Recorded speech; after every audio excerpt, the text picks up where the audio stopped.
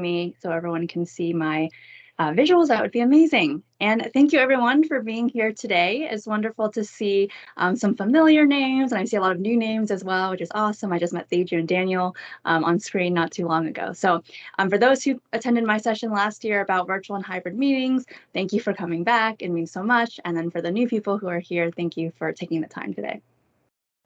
Now, I want to start off with a question for all of you.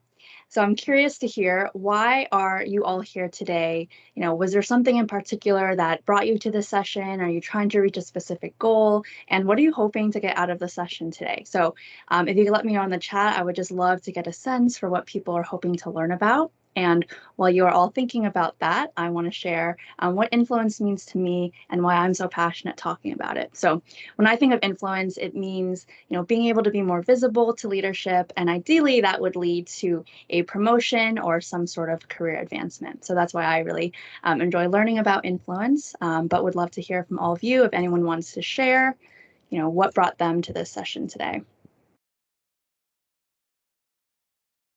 I'll wait about 30 seconds if anyone wants to chime in.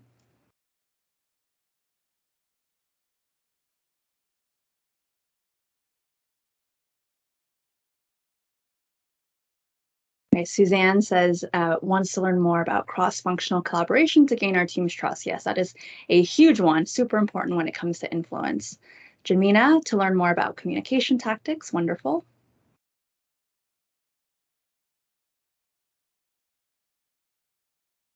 And Shreya, using it as a skill to move to the next level. Perfect. Yes, that's why I love it too. Daniel, building influence with leadership. Cross-functional, is that XFN cross-functional? To gain alignment, move projects forward, and career development. And Kevin, oh, hi, Kevin. How my background shows up in my working style and relationships. Okay, wonderful. These are all amazing reasons to be here. So some of you have touched on this already. So, some of the benefits that come with influence: you are seen as more persuasive, you get promoted, you get raises. We all like that, right? You become a stronger leader, you build better working relationships. And so all of these are things that can happen with influence. And when you influence, you really have the ability to affect, transform, or sway people or situations. And ideally, of course, we're going to be doing it in a positive way that allows us to reach these types of goals. Now, even with that definition of influence, I sometimes find influence to be kind of this intangible thing. So I'm hoping to make it more tangible for you all today with something that I created called the RAVE model, and it's going to help us learn how we can build influence both virtually and in person. But before we dive into the RAVE model, I want to set the scene a bit for why influence is so important for the AAPI community by sharing some recent data. So 28% of Asian Americans in the US say they are extremely or very satisfied with how much they are paid. And that is the lowest percentage of all the racial groups that were surveyed in a recent Pew study. And they are also the racial group to be least satisfied with their relationships with their boss. 54% of Asian Americans say their contributions are valued a great deal or a fair amount. And again, that's the lowest of all the groups that were surveyed. And this study by McKinsey shows that as Asians move into senior levels, the percentage of Asian Americans represented drops. And even though Asians represent 13% of the US professional workforce, only 6% are found in exec roles, according to Ascend, which is a Pan-Asian New York City-based nonprofit for business professionals. So data like this is what led to the coining of the term bamboo ceiling. So similar to the glass ceiling, for women, the bamboo ceiling is this invisible barrier preventing Asians from reaching senior management. So what is causing this discrepancy here? Now, some of it can be attributed to differences in cultural upbringing, but we also face stereotypes. So we have the model minority stereotype, which makes it easy for others to assume that Asian Americans are doing well at work and they don't need any support. Or we also face the perpetual foreigner mindset, which is like the opposite of that. Basically, we're viewed as outsiders and we aren't looked at as contenders for advancement compared to other more in crowds. And then we have to face a stereotype that we are doers, we're not leaders. We are quiet, we put our heads down and we do the work, but we lack the soft skills and creativity to lead. Now, I've shared some bleak stats and stereotypes here, but we do have the ability to take some of this into our own hands to flip all of this on its head. Now, we're not going to figure all of this out today, But what we can do today is tackle our mindset and learn some of the skills and knowledge that we don't always have access to due to a lack of available training. So our mindset and our skills combined are going to be a really important piece to us pushing against some of these stereotypes and really helping us to be seen as leaders. So I'd like to just share some examples of limiting thoughts that I've had before, whether caused by my upbringing or because I just wasn't told otherwise that there was another way to do it, and how I've been able to shift my mindset. So the first thing is that it's important to be our own best advocates at work. So think of yourself as the founder of your own business within the broader corporate environment. So your business is going to be you, your product is your work deliverables, and your branding is going to be how others view you. And all these things come together to create that really strong presence, which in turn leads to strong influence. So here are a few examples I've gone through to shift my own mindset. So before I might have thought, oh, I'm bothering them, bothering my colleagues. Instead, no, I'm not. Leaders need to share opinions and ideas. I might have thought before, my hard work will be seen and rewarded. And I learned the hard way, sadly, this isn't true. We need to increasingly advocate for ourselves. And especially as we get more senior, we need to be our own best advocate. These are a few other mindset shifts that have helped me. So my managers and colleagues are my customers. My job isn't just my work. I need to learn the business side of things as well. Sharing accomplishments is part of my job. And this was a big one for me. I can still be genuine and promote my work and not feel like I'm bragging all the time. And lastly, it's not just about what I do in the office that helps me gain influence. And again, we're not going to fix all these issues in one day, but by thinking differently about how we approach work and really advocating for ourselves, again, combined with those tactical tips I'm going to share with you today, you will start building your visibility and influence at work. Now, if you don't show up confident and show that you believe in yourself, others definitely won't have a reason to believe in you either. So the RAVE model today is going to help you build that confidence and that influence. Now, before I dive into what the RAVE model is, I want to give another quick little introduction of who I am. So I'm Lorraine. I love helping professionals and organizations stand out and supercharge their professional presence. And when I say presence, I mean it in both senses of the word. So how you come across to others and where others come across you. And I really see influence as the intersection of these two things. I'm also a virtual speaker and consultant at my company, Rise Learning Solutions. And before that, I was the head of editorial at Prezi. I'm also an 11-time LinkedIn Learning instructor, and I was a founding editor at LinkedIn, where I worked for 6 years. So I left in late 2019. So I may have overlapped with some of you. Now, if I'm already connected to, I think I'm already connected to some of you, but if we're not yet, please feel free to connect with me on LinkedIn, of course. And if you'd like, you can take screenshots at any point during the session, and hopefully you'll post it on LinkedIn and tag me, and then we can keep the conversation going after we have to say goodbye today. So what is the RAVE model exactly? RAVE stands for relationships, appearances, visibility, and expertise.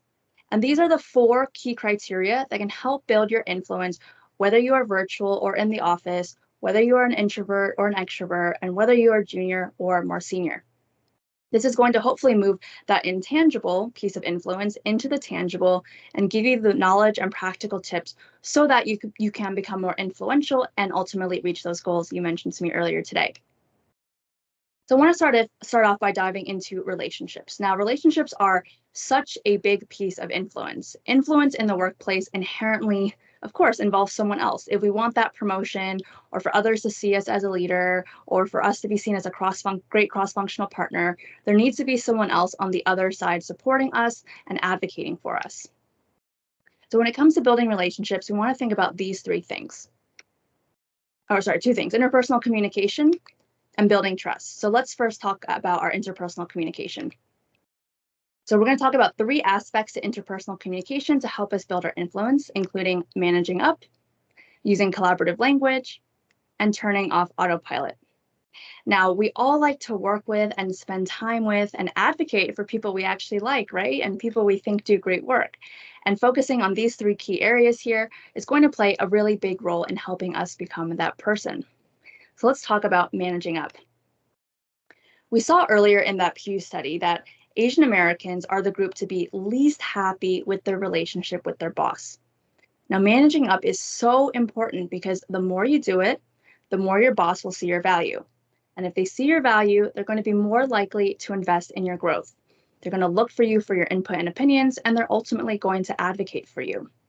It's also going to help others see you as a leader instead of just a doer. Too often, people think that the manager is the boss. But again, you are the boss of your career and your own best advocate. So here are a few common phrases I see with people interacting with their managers and how you might transform those. So this is a common one. Oh, there's an issue here or there's something wrong. Can you help me? What do you think I should do? Instead, recommendations are going to be really important. So you might say, if there's an issue here, I recommend doing X, Y, and Z for this reason. This next one I see is something I see a lot with junior people. Yes, I'll do it ASAP. Whatever the manager says, they're an authority figure, I'm going to respond and do what they say.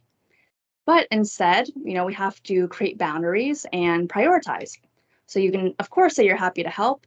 Let them know you have certain things on your plate. How would you like me to prioritize so that you are not burning the midnight oil and working over weekends? Sometimes managing up also means pushing back. So you might normally agree or always agree with your boss, but instead you might say, have we also considered XYZ for these 3 reasons? Or this is also something I see very often. You are sharing a lot of backstory that's not needed. So oftentimes this backstory, sadly, is only interesting or helpful to you because you're the one who's really in the weeds. Instead, you're going to want to share the main message, the main point, and share the message up front, and then share any necessary context after the fact. So managing up, again, is a really key piece of building that relationship with your manager. And I don't know if any of you have heard of this, but oftentimes people say, it's not always the work you do, but how easy you make life for your manager that helps you advance to the next level. So next, we also want to incorporate more collaborative language when we interact with others. So if the person that you're talking to feels like they're part of something, they feel like they're part of a group, they're likely going to be more motivated to bring their best self into the discussion. Now, it's often said that charismatic and influential leaders are those who make us feel good about ourselves and who can motivate us. And using collaborative language really helps us get a lot closer to that. And there's some really interesting research behind this. So according to research published in the Harvard Business Review, people who used I statements were typically more junior, whereas the more confident, more senior leaders did not always feel the need to call attention to themselves, and they actually actively called attention to the group or the collective team. Now, I've seen in corporate America how sometimes it can feel like the loud person is in the room is the one who always gets, the attention. So I was very happy to see this research that's really the people who are calling out the team and being collaborative that are seen as more like leaders. All right, so we have seen how being thoughtful about managing up and using collaborative language can impact how others see us. Next, I want to talk about how to turn off autopilot. So I want to start off with a little group activity here. You can all get ready in the chat. What is typically the first thing that you say when you get on a call, or what would you say is the most common thing that you hear when you join a video call? So I'm going to give you a few options. Each is going to have a corresponding emoji, and feel free to, I think on Teams you might be able to react with it, or you can just let me know in the chat. So these are your options. How are you? How's the weather? Can you see my screen? Or if it's something else entirely, you can let me know what it is in the chat or use a heart emoji.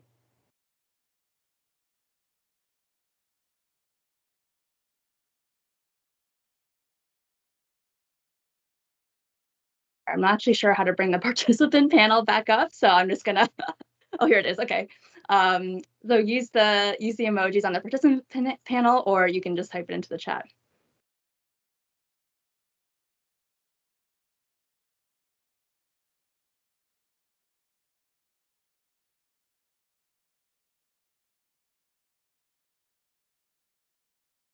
All right, I know all of you are on video calls all day.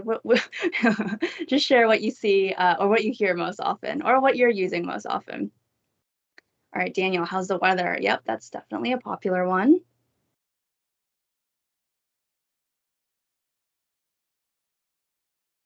Anyone else want to share? I'll give it another 10 seconds or so. How are you? Did you? Thank you.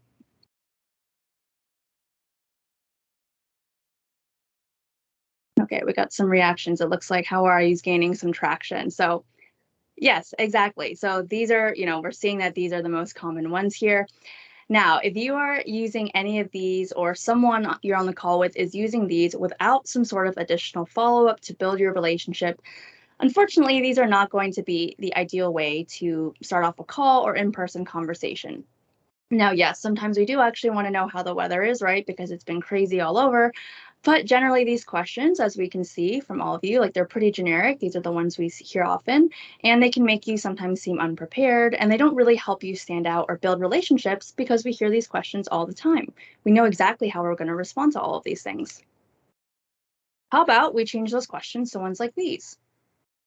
It's great to see you. It's been a while. I'd love to hear what you're most excited to be working on right now, instead of how's work been going? Is it busy? Or what was the highlight of your weekend instead of how was your weekend? When Daniel and I got on the call with Deju, she asked, what do you have, what's something fun you're doing this weekend? So that was a great way to kind of expand the conversation. Or you might ask, are you watching any interesting shows? What do you recommend? Or you might try some like these. What did you like about the last team check-in? You might not even ask a question. Maybe you just volunteer some information about yourself. That's perfectly great too. I'm going on a trip next week. It's going to inspire you to ask me, what's going on with the trip? Where are you going? What's it for? And then does anyone watch, X show? What did you think of the season finale? So questions like these are going to break up the monotony we usually experience when engaging in small talk. And again, they're going to awaken the brain out of autopilot, and you're going to be associated with more positive conversation. Now, if you can be that person to help turn that autopilot small talk into these more interesting conversations where you actually learn a little bit more about each other, you instantly become more memorable, which is going to impact your relationships and your influence with those people. Now, together as a group, I want you all to think about a question that you might use on your next call. If you want to share it in the chat, this group seems a little bit quieter. That's okay. Just think to yourself, or feel free to share it in the chat. I'll give you about 10 seconds. What would you want to share on your next call? How would you want to start off your next call? You can use any of the questions I shared up here or come up with an entirely different one. So either, think to yourself or let me know in the chat.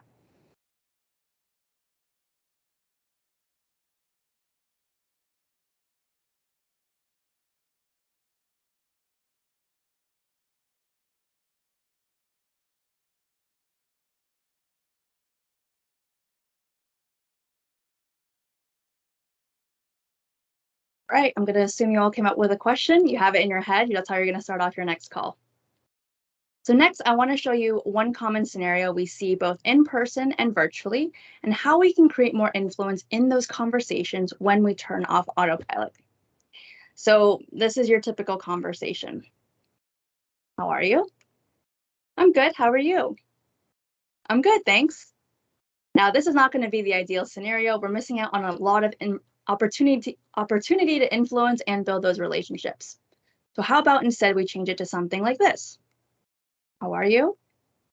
I'm great. We're about to close one of our biggest deals this quarter. I've loved working cross-functionally with the data team on this.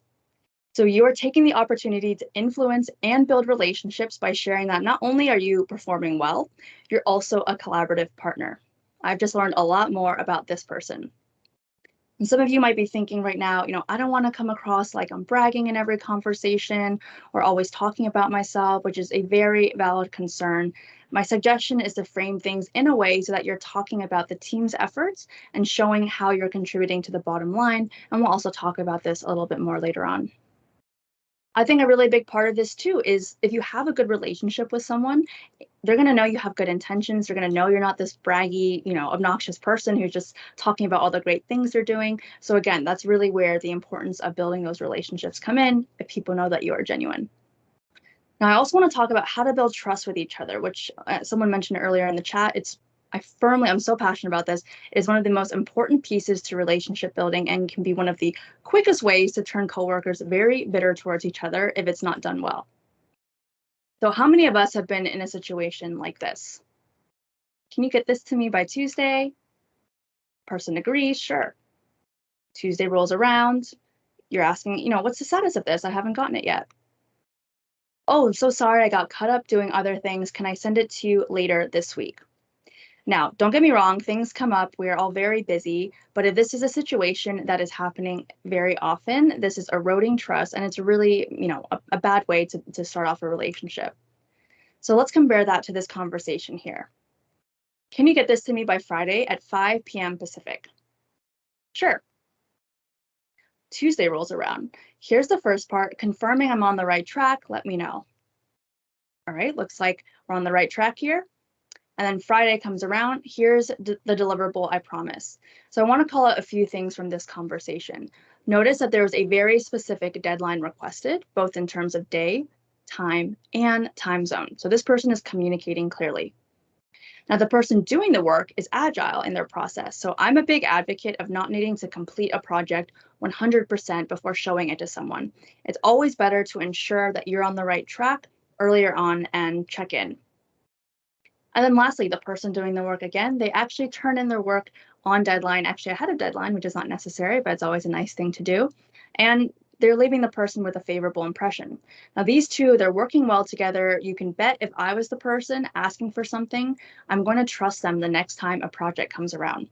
I think being known as that reliable and trusted teammate is such an underestimated trait in terms of impact and influence. So if you can build this trust between your colleagues, it will go a very long way. All right, so we've covered the relationships portion of RAVE. Let's recap. So we've covered two ideas, of what you can do to build better relationships. So we have interpersonal communication, which includes managing up, using more inclusive language, and turning off autopilot. And then we also talked about building trust, which includes deadlines and agile work. So let me know in the chat, which one of these do you want to focus on first? Are you going to focus on your interpersonal communication or building trust? Which one is more important to you to work on first? Shreya, building trust. Yeah, I mean, that's my favorite one. Building trust. Yeah, I find that's a really popular one. I mean, especially working in tech, and we have Teams and Slack and, whatever channels we have, email and phone calls, and there's just so many things happening. A lot of things often fall through, and it really can damage relationships. Sure. Yeah, you often wait to ship something final. Yeah, I'm a perfectionist, and so I definitely resonate with that. But I have found I can work much faster, and just getting that feedback, the continuous feedback, really ends up helping me create a better product in the end. Okay, amazing. Well, thank you all for sharing. So let's move on to the A, appearances.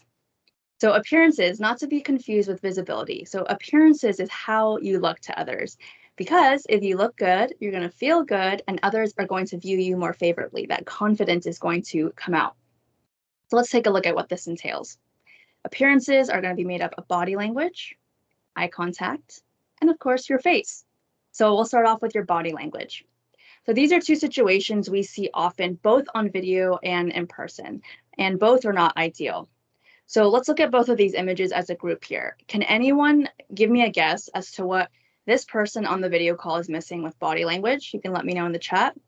And for the second person here, can you let me know what is wrong with her body language? So anyone want to make a guess in the chat? What are they missing, or how could they be better and more inviting? I'll give another 15 seconds or so for people to chime in. Okay, amazing. Allison, they don't look friendly. Kathleen, the second person cross arms, not open and inviting. Nidhi, first person perhaps too zoomed into face. Lester, well, you're all very chatty now. Lester, step away from that camera. Yeah, these are all great. All correct, all correct. So really great guesses here. So let's talk about some ways that we can improve.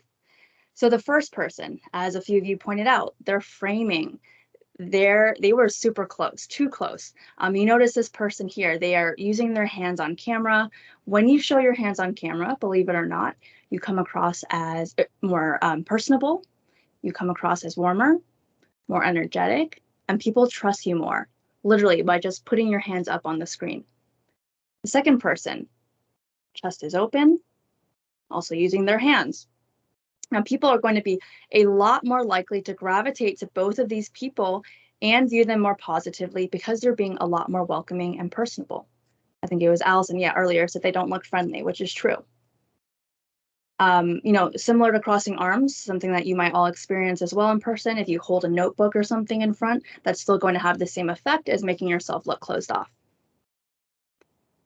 Being open in person is probably going to feel a little bit more natural to us, of course, because we're in person and it's a little bit more, just engaging to be with someone in front of you. So often where people struggle with is video. So I want to elaborate that on a little bit more. So for video, again, make sure your framing is correct so you can get your hands on screen. So we alluded to this earlier. This is what I still see a lot of when people are on video. This is way too close. Kudos to having the camera on. It's great to show your face, but this closeness actually makes people on the other side of the camera uncomfortable. And there's a scientific reason for this. So people skills expert Vanessa Van Edwards says that this is because this feeling of being too close on camera replicates what we feel in person when someone gets in our personal space. When someone's too close to you and you're just like, get away from me, you're uncomfortable. This is the same thing, except virtually.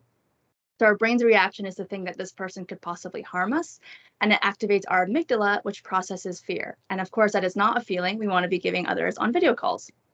So your video should ideally show your shoulders. You want a little bit of your torso, and then you want a little bit of space above your head. I like to say, 3 to 5 fingers worth. This way, you're no longer just going to be that floating head. You're going to be able to get your hands on screen. So just remember to lift your hands up a little bit higher than feels natural, and then show more body gestures, and it'll feel a little bit more like we're in person talking.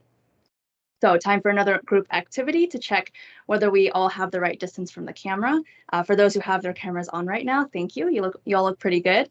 But for anyone else who wants to, and people on camera as well, if you stick your arm out, you want about an arm's length of distance between yourself and the camera. Now, if you have less than an arm's length of distance, you're going to be too close, so push the camera farther away. And then, of course, you're going to want to adjust the height again so that you have that little bit of space above your head. So feel free to use a laptop stand. I'm sure you'll have a good one from LinkedIn, leftover boxes, delivery boxes if you're at home, books, anything. It does not need to be fancy, but again, you want that arm's length of distance, and then you want the right height. So next, related to this, I want to talk about the power of eye contact. So one of the best ways that we can connect with each other is through eye contact. Now, in person, we look at each other and it releases something called oxytocin. And we also get to shake people's hands, and that skin-to-skin contact has the same effect. And oxytocin is known as a social bonding hormone. It's what helps us connect to each other. Now, when it comes to eye contact in person, I'd like to ask you to keep these things in mind. We don't want to be staring at the person and giving off this type of, creepy energy here. Aim to make eye contact for about 80% of the time if you're talking to someone.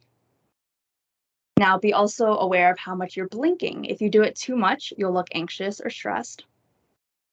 And you're going to want to hold eye contact for about 4 to 5 seconds when you're speaking to a group, and hold 4 to 5 seconds talking to each person so everyone feels included. I know my in-person skills are sometimes a bit rusty, so it's nice to have these references. Now, how do we do this virtually? You should always aim to be looking at the camera or right below it. Now, if you want to boost oxytocin virtually, again, that social bonding hormone, this is going to be one of the main ways that you do it. Now, it's human nature to, want to look at ourselves, make sure we look okay. Sometimes we want to see how we look reacting to what someone said, but as much as you can, fight the urge. I recommend turning off self-view if that is something that you are struggling with. Now, I also see a lot of presentations. I see a lot of video calls still where people are maybe looking like this because the person is on screen there on Teams or Zoom or whatever you're using. Sometimes people are looking at an entirely different monitor.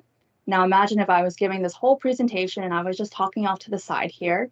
I mean, I'm talking to you, but it's also kind of hard for you to pay attention, and it looks like I'm distracted, right?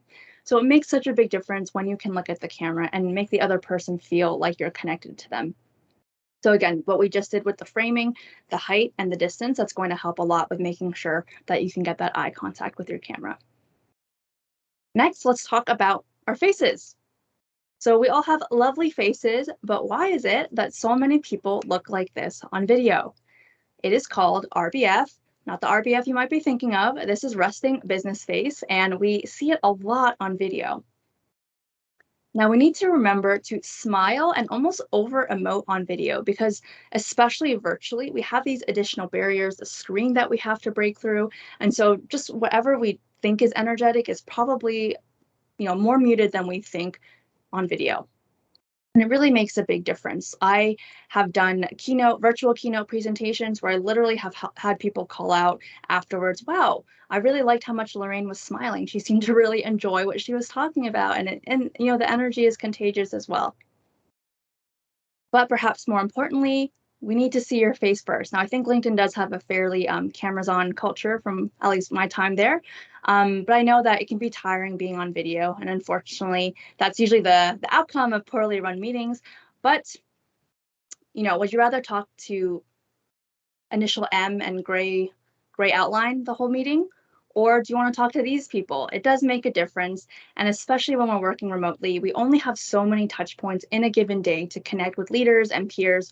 So being able to get more comfortable on video and also have the right framing, the eye contact, all those things we talk about really give you a leg up in building that visibility and influence. All right, so we have covered appearances. So I would love to hear from all of you in the chat again. What do you want to focus on as your next step? So we talked about body language, we talked about eye contact, and we talked about your face and energy and over emoting. So which one are you going to commit to focusing on first? Again, body language, eye contact, or your face?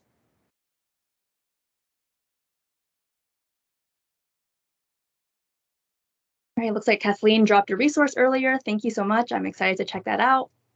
Allison wants to over emote. Kevin, yep, looking at the camera versus myself, guilty. I think we're all guilty of that. It's a very hard thing to fight. Eye contact, body language, yep. Yeah, a lot of people you'll notice on camera, they're like kind of moving their hands down here, but you just got to bring them up a little bit higher and get them on screen, and it makes a big difference. All right, wonderful. Chris, facial expressions. Thank you everyone for sharing. So next up, let's talk about visibility. So as I said before, this is going to be different than appearances. Appearances are how you appear to others. Visibility is where you appear. So this is going to be important for influence because if you are not in the right places to be seen and recognized, it doesn't matter how awesome you are. Out of sight, out of mind is definitely still a reality for many people at work. So visibility is going to be key to make sure that that doesn't happen to you. Now, this is one section that can be a little bit more challenging for the AAPI community as visibility, often means, or they think it means speaking up in a way that goes against their cultural upbringing, but I'll share some ways that allow you to get your voice out there while still doing it in a way that hopefully feels genuine to you. So visibility includes making sure you share your learnings and wins, being where the conversations happen, and volunteering to present. So I've encountered so many people over my career who are very hesitant to share their work, and this is especially true for introverts who are generally more private. I'm introverted. This has been the case for me as well. So I want to talk about async videos here. I think there's two ways that will work well for you. So the first is asynchronous video. Asynchronous videos are video recordings that can be watched at a time that's convenient for the viewer. So the benefit of this is that people will actually watch what you send versus forcing people to join a live meeting at a random time when they're distracted with other things. They get to see your face, they get to know you better, they hear your voice, they see you're smiling, they hear your tone, and they get to know about the work you're doing this way. Now, a survey by the Asia Society in 2019 showed that Asians were more likely to want to express themselves in more private ways and that they were avoidant of disagreeing openly. So I really love async videos for this because you have complete control over the recording. You aren't under time pressure to say what you need to say, and no one's going to interrupt you while you're talking. If there is a disagreement or someone wants to comment, they can respond in a messaging thread, and you can address it that way, or at least have time to process and think about how you might want to respond. Next, you'll want to make sure that you are in the right channels, especially virtually. Excuse me.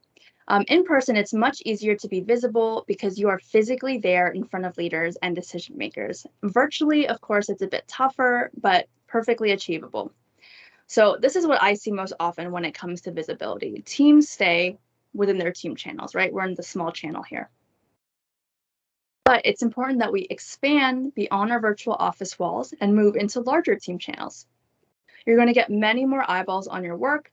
People get more familiar with your name and who you are, and you get seen by people who aren't in your smaller team channels. Here are 2 questions to help guide you in framing your learnings and wins in a productive way. First question, what did you learn and how can others apply your learnings to their own work? How did your work contribute to the company's bottom line and your team's goals?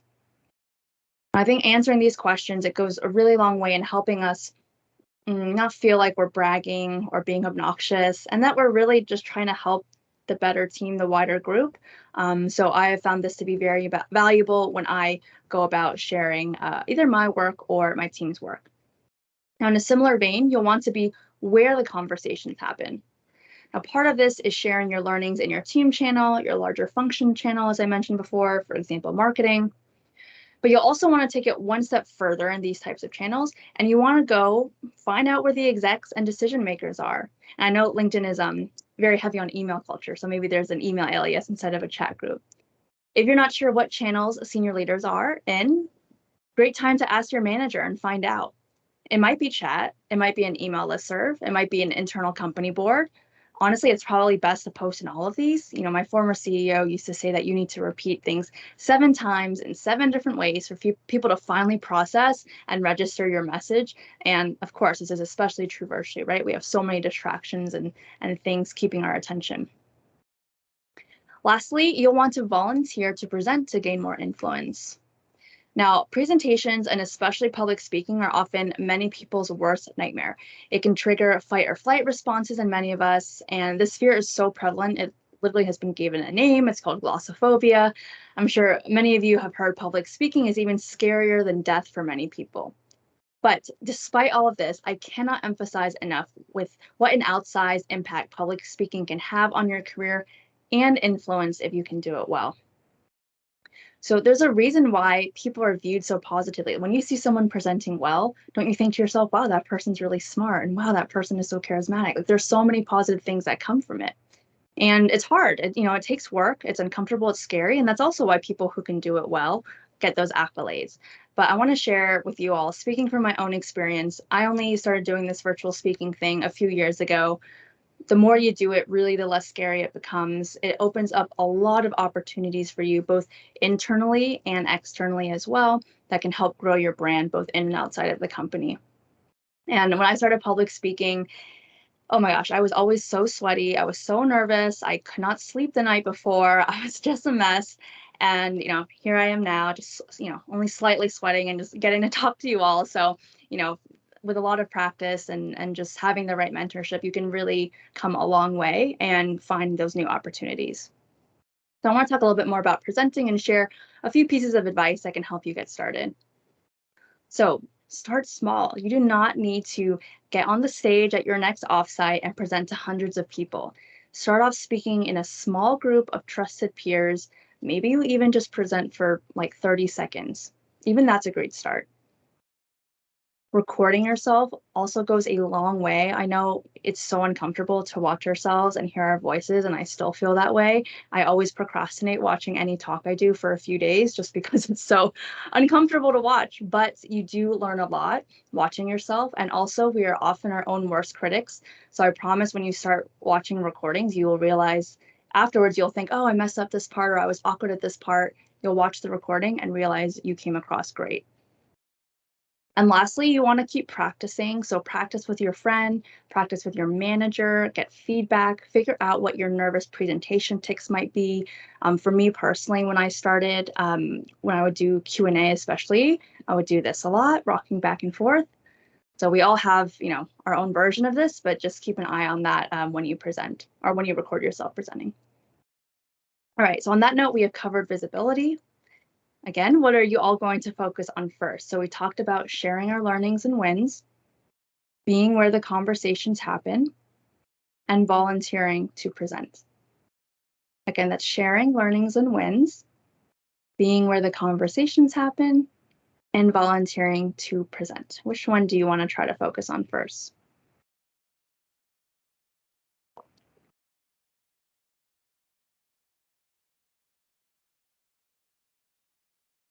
Kathleen, Kevin, sharing wins. It's interesting. I feel like a lot of you for each section are kind of focused on the same things. I wonder if that's a company thing or just coincidental. Yay, volunteering to present, Shreya and Teju, that's great. That's a scary one, but lots of benefits. Okay, amazing. Thank you everyone for sharing. So that's going to lead us into our last section, expertise. This is one that's I see it as kind of the extra cherry on top. It combines different aspects of the rave, combines different aspects of RAV, the RAV and rave, and it's going to allow you to build your influence simultaneously, both inside and outside the office, to give you that big differentiator among your peers. So I mentioned at the start how important it is to build your brand, because you are not just your job at work. Your confidence and influence will also come from what you bring from outside of the office, whether you are writing a blog, maybe you're hosting a podcast, or maybe some of you are going to be speakers soon. So today we're going to be talking about the role, some of you are going to be familiar with this, the role that LinkedIn plays in expertise. And that includes sharing content, commenting, and networking. So we'll go through this section a little bit more quickly than I might at another company because you work at LinkedIn, but I'm hoping also that I can still share some new ideas from a content and networking perspective, having worked on the LinkedIn news team before. So there are many types of content you can post on LinkedIn. I just want to share a brief list with you all to show that there are different options for everyone. So we have text only, text and a link, text and an image, which tends to get 2 times more comments, so definitely would experiment with that. Videos, one of my favorites. For those of you who are going to practice speaking more, that might be something you might pursue later. Articles and newsletters, and documents and carousels, which you can use, documents which you can use in a carousel format. And then we have polls. So my favorite personally are video and then text posts with images. In terms of types of posts, there are 3 main categories you can start thinking through. So we have personal. This is where you'll talk about your own stories, examples of what you learned, for example, as a new manager, how you negotiated your salary, or why you volunteer for a specific organization. They might be educational. They might be teaching your network something, how to be better on video, tips for more effective meetings, how to give feedback. I talk about all those things. And they might be professional, more focused on industry news or trends. Often you might post an article that was in the news and add some commentary to it. Maybe the LinkedIn news team will pick it up. And probably your post will kind of intersect all of these 2 to 3 at once, which is great. So that's kind of the ideal post. Now, before posting, I want us to turn on creator mode. So I'm curious if I can get a few people on camera. Do you have creator mode turned on? Is everyone familiar with creator mode? Okay, some yeses and nos. Okay, so to turn on creator mode, you're going to scroll down on your profile. You'll see an option to turn it on right there. And then when you turn that on, you'll have the option to add up to 5 hashtags for topics you are knowledgeable about and want to be discovered for. With creator mode turned on, you'll notice a few changes to your profile. Your connect button will become a follow button. Again, with the hashtags, you can share up to 5 topics that you want people to know that you talk about. Your featured and activity sections will move higher up on your profile. You'll become more easily discoverable. That's a great one. And you get access to creator tools earlier on. I think you might all have access already without turning this on, but such as LinkedIn Live and LinkedIn newsletters. Now, one of the best places to go even more in depth will be on LinkedIn's Creator Hub. So Teju, if you wouldn't mind sending that link over, just in case you don't already know where it is. Next, I want to talk about the power of commenting. So I've always found commenting to be a bit lower stakes, a bit lower pressure than posting from my own profile. Some of you may or may not know this, but LinkedIn, the comments are so important for the algorithm. And so making sure that you add something of value when you comment is going to be key. So we can all comment things like, I agree, well said, thanks for sharing. But instead, when we comment, if we really want to show that expertise, to build that visibility and that thought leadership, we might add something like this instead. I agree with you here. I'd also add that relationships are key when building influence. Talk to someone you don't normally speak to, and don't forget to manage up with the leadership team. So you can see here, you're adding something of substance, you're adding your own take, and that's going to be the type of comment you want to make on other LinkedIn posts. And lastly, I want to talk about connecting with others on the platform to build our influence. I encourage you all to connect with others whose careers you admire or who you may be interested in learning from at some point in the future. Being connected to the right people gives more visibility to your work when you do end up posting or commenting. And it's going to open the door to interesting opportunities down the line that can help you build that credibility and visibility at a company. For example, someone might see your work and say, oh, I want to invite Teju on for a podcast, or I want to interview Daniel for this article. And so being able to be connected to those right people so that they see your work is going to have a big impact. Now try using a message like this one to greatly increase your chances of your request being accepted. So hi, I'm a title at company and brief description of your work. I've been following your content and have found it really valuable as I look to grow my expertise on topic. I'd love to connect with you. And this is something I see many people missing. I'm hoping that you all know this more than other people, but add it into the connection request instead of just sending a connection request without a message. It is just so much more likely that your request will be accepted and people actually have context of who you are. And any message, even if it's kind of a salesy message, as long as there's a message there, I accept requests like 99% of the time. So I want to recap our last section. So what do you want to focus on when building expertise? We talked about leveraging LinkedIn through sharing content, commenting, and networking. I'm actually very curious, since this is a group of people at LinkedIn, which one is most interesting to you, or share which one you're already doing. I'm sure some of you are already experts in some of these areas.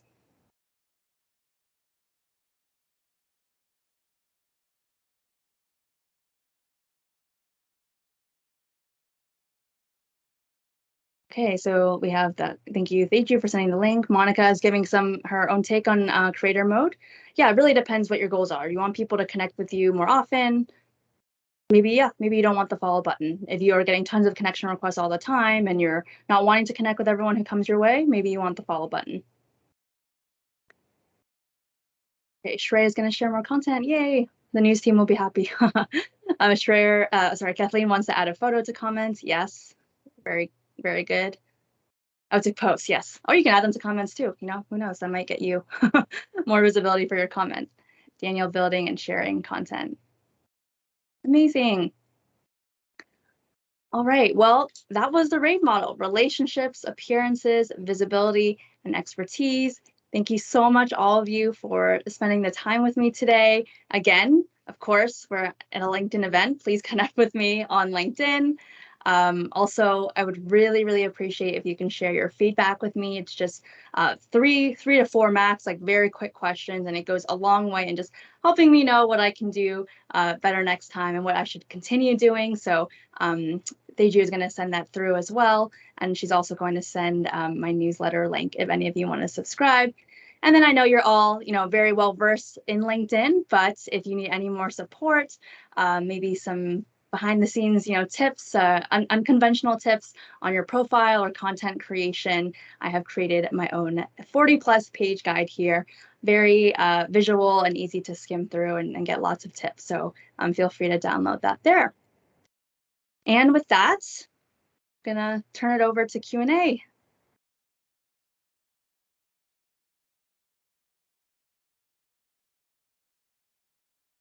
Thank you, Shreya, for the comments. Yeah, I don't know, Teju, how do people normally do it? Do they unmute, or should we'll just take it in the chat? Yeah, we can do either one, whatever folks are comfortable with, if you want to unmute or just throw your question in the chat.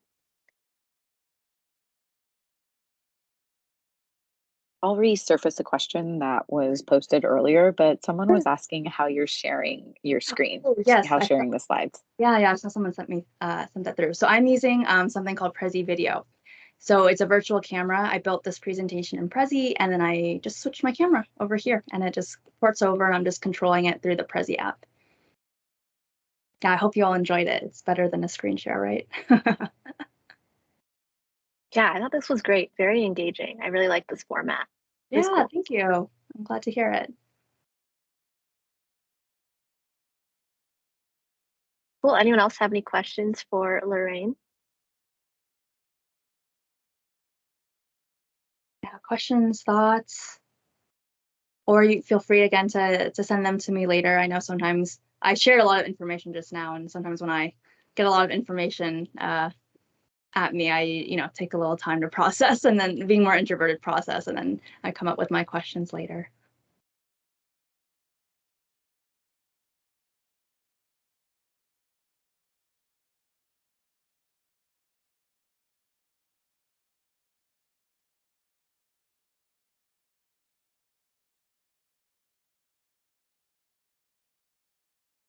Thank you for the nice comments, everyone. I really appreciate it. Yeah, again, if you could fill out my feedback form, it's super helpful, and I always read every single piece of feedback, so it's just really helpful for me to know. This is actually a newer talk I created this year after talking to different leaders. One of the challenges they said their teams were facing this year were just, doing more with less, and then just all the topics I speak on, I just felt like it made a lot of sense to build something around influence, since it's such a important way for us to grow our careers. And so I presented this to one other company so far, but you're the first one I'm presenting it to for AAPI month. So I'm really happy I got to do that at LinkedIn. Oh, exciting. Yeah, it was such a great presentation. I love that there were actionable steps for people to take, because sometimes you hear these presentations and then you forget about the next day because there's nothing actionable to do. Oh my So gosh. we'll definitely try to do all these steps in building influence. Yeah, no, I'm very insistent on on providing actionable steps, because to your point, you watch something and you're like, oh, that was really good, but I don't remember anything we talked about. So that was my hope when I asked you all to, commit to doing a step within each of the rave steps, and hopefully that helps you kind of internalize what you want to work on. And then of course a talk is not very useful if it's nothing you can act on or improve on afterwards. So I'm happy to hear that. Looks like we might have a question. Monica, did you have a question? Hi, yeah, I do have a question, and I'm sorry, I apologize. I joined late. So love the Prezi camera app. Thanks for sharing that. My question is around lately, I've been also focusing more on better speaking. I hate the term public speaking, but I'm more like leader speaking. Sure. I've noticed folks are starting to use this technique, this phrase really, that's while they're saying something, they will say, if you're like me, da da da da da da da. I wonder if there is like a recipe, or there is like a known hack that folks know about, and I just don't know, that we should be using certain phrases to influence. I touched upon it a little bit earlier, so I'll just go back really quick. I have not heard anything around like if you're like me, that phrase, but I did talk about, if I can find it quickly, the importance of, I'm trying to read my slides, the importance of using collaborative language. And so I think that, the we, the us, the our, that makes people viewed as more of a leader. The people who use I statements were viewed as more junior.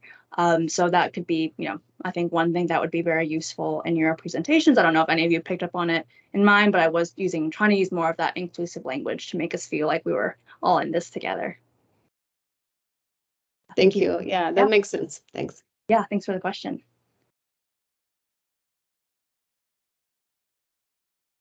Back here. Okay.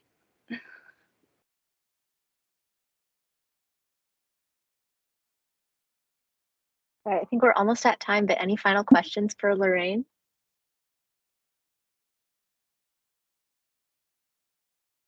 Okay, if not, I guess we can wrap it up.